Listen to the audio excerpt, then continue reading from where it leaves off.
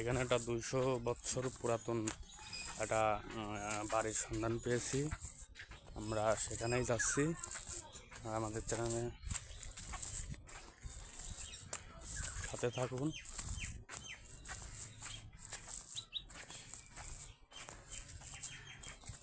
হ্যাঁ, তোমার বাসা কি এখানে? তাহলে কোথায়?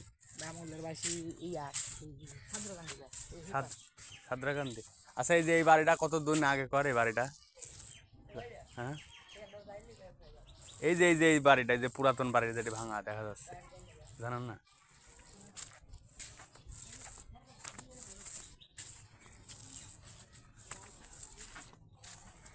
আসসালামু আলাইকুম চাচা। এই যে এখানে যে এই যে বাড়িটা দেখা যাচ্ছে না, এই বাড়িটা কতদিন আগে কর? 400-500 বছর আগে কর। তো এখানে কারা বসবাস করতে আগে?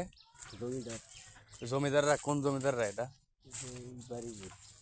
এই বাড়িরই? এই জমিদারের কি বংশধর এখানে এখনো আছে? আছে, ঢাকাতে। ঢাকাতে থাকে।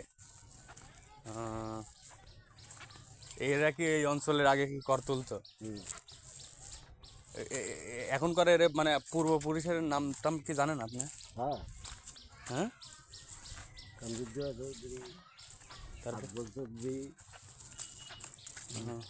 উনারা কি সব ঢাকায় ব্যবসা করে?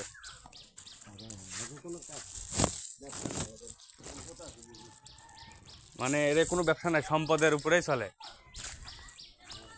এই যে এটুক উনি গোষ্ঠী কাতি নাকি সব?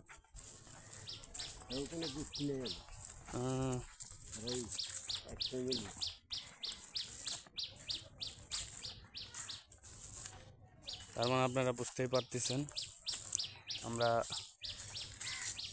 যে ভিডিওটা ধারণ করছিলাম, মুরব্বী মানে কথা ঠিক করে বলতে পারছে না। এই বাড়িটা প্রায় 400 বছর আগেকার। হ্যাঁ, ইটের মানে আপনাদের কাছে নিয়ে আসলাম। এখানকার ইটের যে ডিজাইনটা মানে এত নিখুঁত আর ছোট, মানে বলে প্রকাশ করা যাবে না, একেবারে ছোট। আর সেই আগেকার চুন শুকরির গাঁথনি। বিল্ডিংয়ের ভিতরে অনেক গাছ হয়ে গেছে।